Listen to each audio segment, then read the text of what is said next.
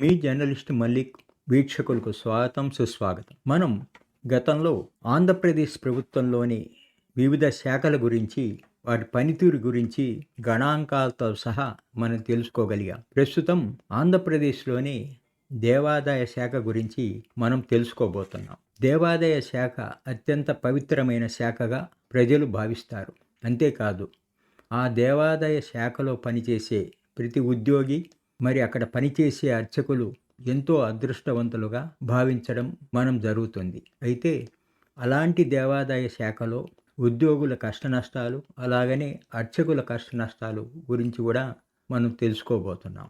భగవంతునికి భక్తునికి అనుసంధానమైన అర్చకుడి అభ్యున్నతిని దేవాదాయ శాఖ పూర్తిగా విస్మరిస్తున్నదని చెప్పక తప్పదు. దేవుడు వరమిచ్చిన పూజారి వరం ఇవ్వనట్లుగా అన్న సామెత గతంలో ఉండేది. అంటే దేవుడు మనకు వరమిచ్చినంత మాత్రాన అది మనకు తక్షణం ఫలితం ఇవ్వదని అర్థం.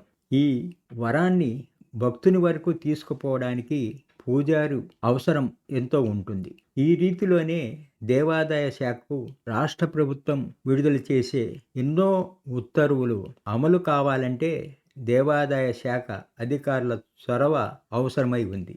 అలాంటి చొరవ లేకపోవడం వల్ల దేవాదాయ శాఖలో అర్చకులు తీవ్ర ఇబ్బందుల పాలు అవుతున్నారు. ఇది అక్షర సత్యం. ప్రభుత్వం విడుదల చేసే ఉత్తర్వులు దేవాదాయ శాఖ ఉన్నతాధికారులకు చెత్త కాగితాలతో సమానం అవుతున్నాయి. ప్రభుత్వ పరంగా దేవాదాయ శాఖకు ఉత్తర్వులు ఇచ్చాం, ఆ ఉత్తర్వులు ఎందుకు అమలు పరచడం లేదని విషయాన్ని సంబంధిత మంత్రి కానీ, చీఫ్ సెక్రటరీ కానీ, సంబంధిత దేవాదాయ కమిషన్ కానీ వాకప్ చేయకపోవడం శోచనీయమైన విషయం. ఆంధ్రప్రదేశ్లో దేవాదాయ శాఖల్లో అవినీతి, అధికార దుర్వినియోగం, రాజకీయ జోక్యం వంటి నిర్మాల్యాలు చుట్టుముడుతున్నాయి.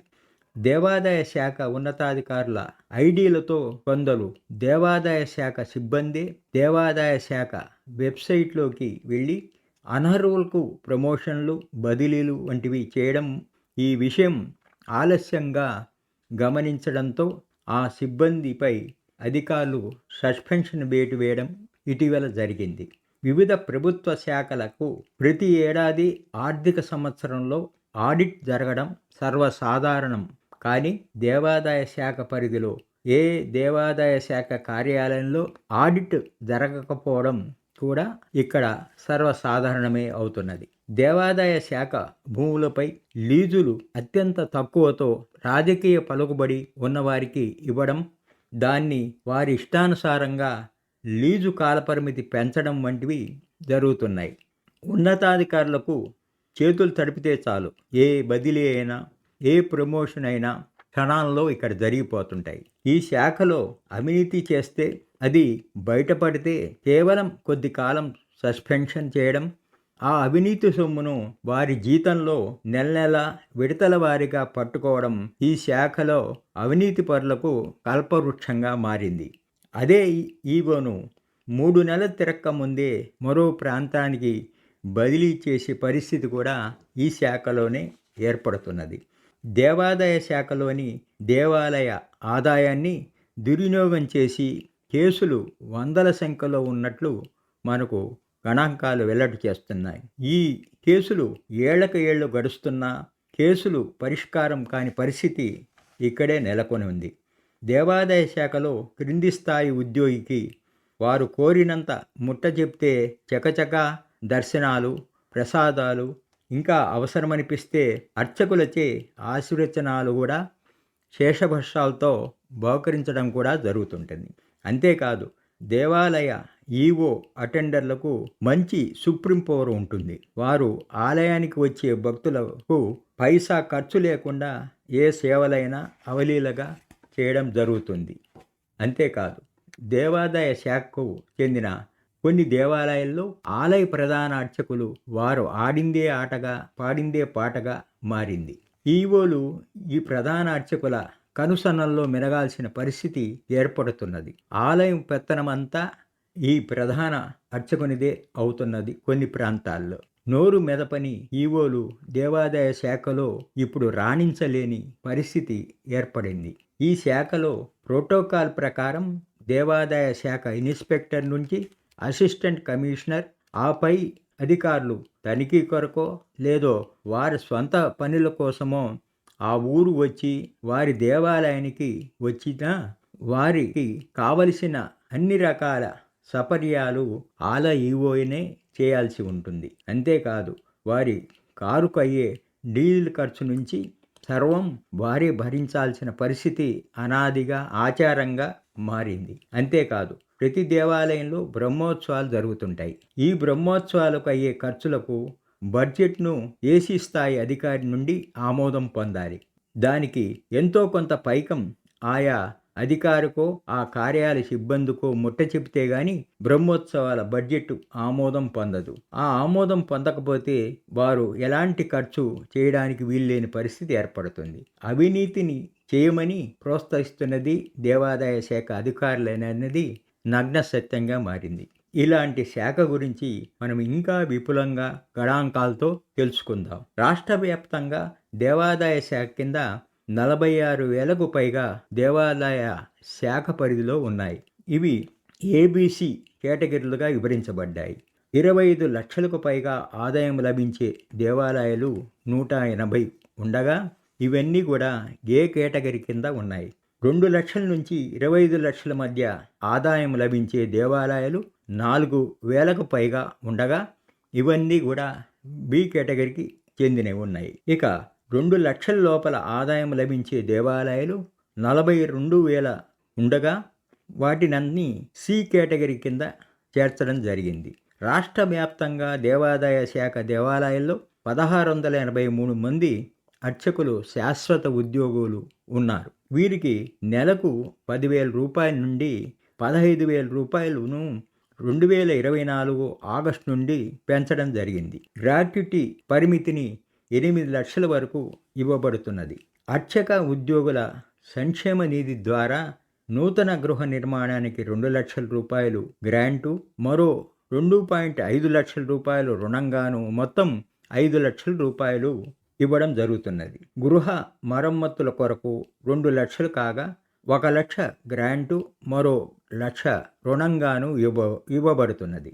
వైద్య ఖర్చుల కోసం 2 లక్షల రూపాయలను, కూతురి పెళ్లి సహాయంగా 1 లక్ష రూపాయలు, అర్చకుని కుమారుని ఉపనయనం కొరకు 25,000 రూపాయలు, విద్యా రుణంగా మరో 25,000 రూపాయలు అర్చకులకు ఇస్తున్నారు. ఇదంతా అర్చక ఉద్యోగుల సంక్షేమ నిధి ద్వారా జరుగుతున్నాయి. 2025 జూన్లో సంక్షేమ నిధి ద్వారా 18 మంది అర్చకులు, దేవాదాయ సిబ్బందికి 32 లక్షల రూపాయలకు పైగా గ్రాట్యుటీ, వైద్య సహాయంగా పంపిణీ జరిగింది.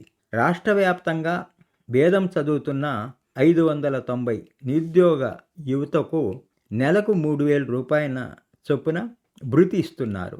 ఇంకా ఈ కేటగిరీ కింద 200 మంది వేదం చదువుకున్న నిరుద్యోగులు దరఖాస్తులు పెండింగ్లో ఉన్నాయి. ఇది ప్రభుత్వం ఆమోదించవలసింది. దేవాదాయ శాఖకు 137 రిక్రూట్మెంట్ పోస్టులు భర్తీ చేయాల్సి ఉంది.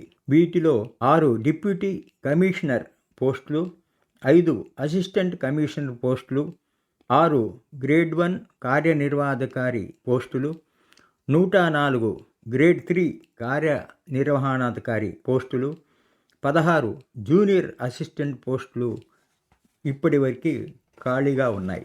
ఇక దేవాదాయ శాఖ భూముల లీజుల ద్వారా దేవాదాయ శాఖకు 210.79 కోట్ల ఆదాయం ద్వారానే అర్చకులకు, సిబ్బంది వేతనాలకు, పరిపాలన సంబంధిత ఖర్చుల కోసం వినియోగించడం జరుగుతున్నది. ప్రభుత్వం గ్రాట్యుటీ పెంపు, నిరుద్యోగ భృతి, మార్గదర్శకాలు, ఉద్యోగుల సంక్షేమంపై మాత్రమే ఖర్చు చేస్తున్నది. హుండీ, విరాళాలు, దర్శన టికెట్లు, సేవా టికెట్లు, ప్రసాదం, భూముల లీజులు, షాపుల అద్దెలు, పార్కింగ్ ఛార్జీలు, కళ్యాణ మండపం బుకింగ్ ఛార్జీలు ఇవన్నీ కూడా దేవాదాయ శాఖకు ఆదాయం లభిస్తున్న మార్గాలు. 6A వర్గంలోని ఆలయాలు ప్రభుత్వానికి ప్రతి సంవత్సరం చివరిలో కంట్రిబ్యూషన్ చెల్లించాలి. ఈ నిధులతో దేవాదాయ శాఖ శిథిలావస్థలో ఉన్న దేవాలయాలను బాగుపరచడం, ఉన్న దేవాలయాల్లో కొత్తగా ఏవైనా పనులు చేపట్టాల్సి ఉంటే వాటికి ఈ నిధులను వెచ్చించడం జరుగుతున్నది. దేవాదాయ శాఖ కింద సుమారు 4.85 లక్షల ఎకరాలు ఉంది. ఇందులో పంట భూమిగా సుమారు 2.25 లక్షల ఎకరాలు, కౌలుకి ఇచ్చిన భూములు సుమారు 50,000 ఎకరాలు. వార్షికంగా వీటి ద్వారా 100 కోట్లకు పైగా ఆదాయం లభిస్తున్నది. ధూపదీప నైవేద్య పథకం చిన్న ఆలయాలకు ఉన్న అర్చకుల కోసం నెలకొల్పిన పథకం ఇది. వారికి ఆర్థిక సహాయం కొరకు నెలకు 10,000 రూపాయలు ఇవ్వడం జరుగుతుంది. వీటిలో 7,000 రూపాయలు అర్చకుని వేతనం కాగా మిగతా 3,000 రూపాయలు ధూప దీప నైవేద్య నిర్వహణకు ఖర్చు చేయబడుతుంది. ఈ పథకం రాష్ట్రంలోని 5,500 ఆలయాల్లో 2024 అక్టోబర్ నుంచి ప్రారంభించడం జరిగింది.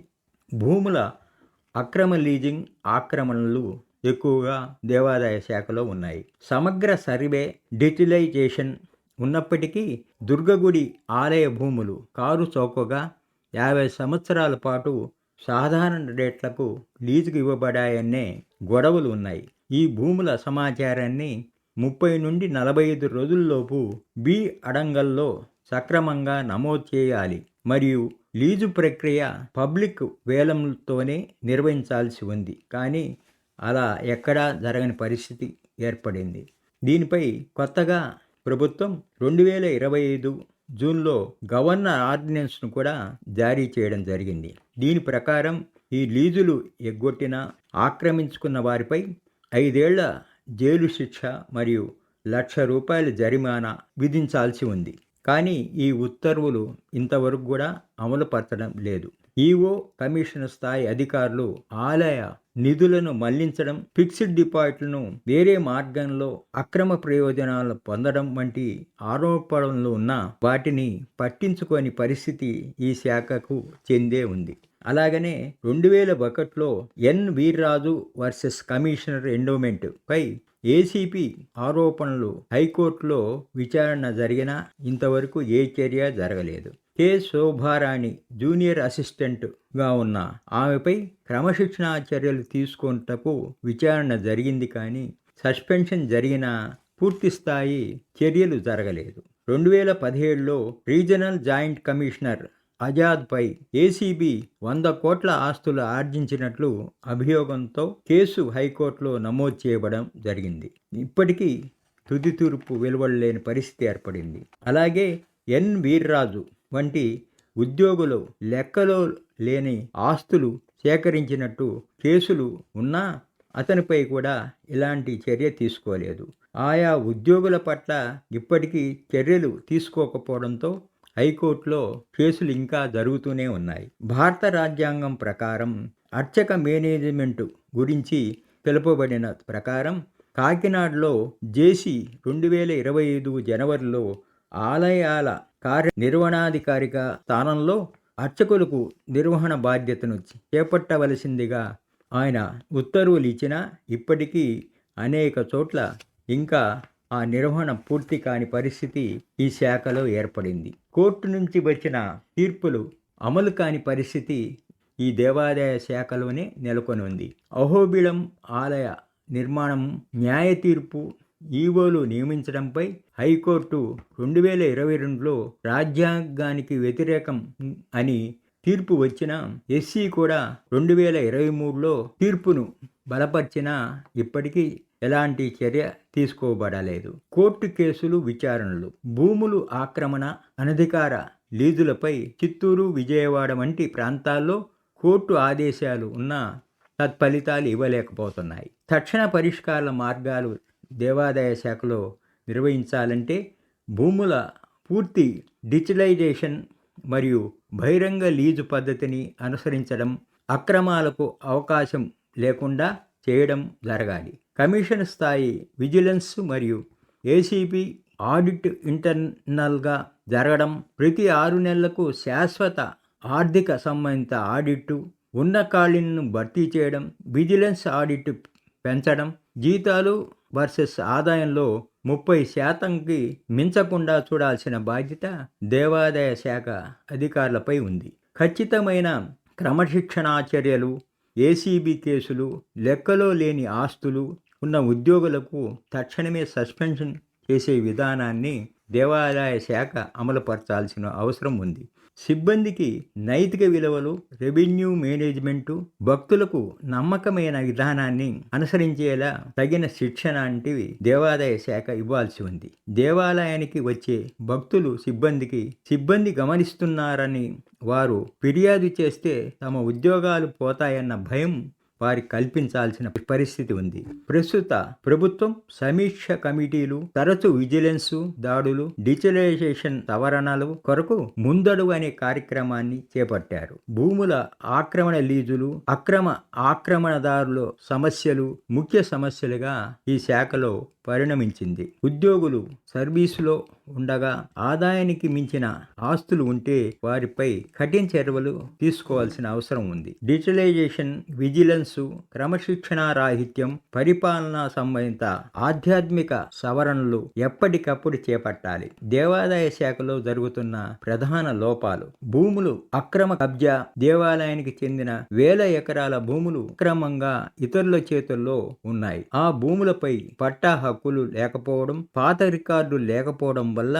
వాటిని దేవాదాయ శాఖ తిరిగి పొందడం కష్టతరమవుతున్నది. అంతేకాదు, లీజుల్లో అవకతవకలు జరుగుతున్నాయి. పాతకాలంలో సంతకం చేసిన లీజులు చాలా తక్కువ ధరకు ఇవ్వబడ్డాయి. సకాలంలో లీజు చెల్లించని వారిపై చర్యలు లేవు. వీటిని సమీక్షించాలి. దీనివల్ల దేవాదాయ శాఖ ఆదాయం తగ్గుతుంది. పరిష్కార మార్గాల కింద భూములు ఆక్రమణ పరిష్కారానికి భూముల డిజిటల్ మ్యాపింగ్, భౌగోళిక గుర్తింపు ఆన్లైన్ పోర్టల్లో నమోదు చేయాలి. లీజుల అవకతవకలు తొలగాల్సి ఉంది. అన్ని లీజులను పునఃసమీక్ష చేసి నూతనంగా ఈ యాక్షన్ విధానాన్ని ప్రవేశపెట్టాలి. దేవాదాయ ఆలయ దుర్వినియోగం జరుగుతుంది. ఏ కేటగిరీ దేవాలయాలు ఆదాయం స్పష్టంగా ఆడిట్ చేయకపోవడం జరుగుతున్నది.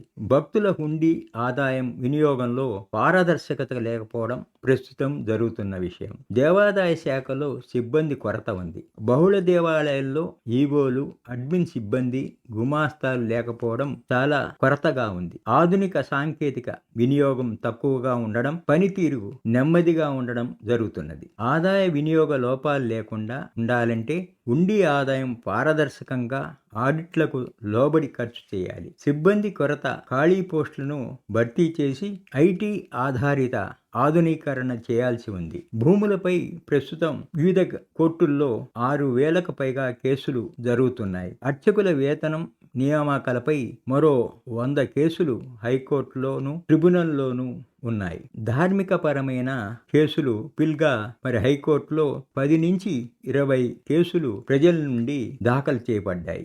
అర్చకుల సమస్యలు: చాలామంది అర్చకులు నిబంధనల ప్రకారంగా నియమించబడలేదు. శాశ్వత పద్ధతుల్లో కాకుండా తాత్కాలికంగా పనిచేస్తున్నారు. వేతనాలు ఆలస్యంగా రావడం, రిటైర్మెంట్ ప్రయోజనాలు అందకపోవడం అర్చకులు తీవ్ర ఇబ్బందులకు గురవుతున్నారు. ఆంధ్రప్రదేశ్లో ప్రభుత్వాలు మారినా అర్చకులపై దాడులు జరుగుతూనే ఉన్నాయి.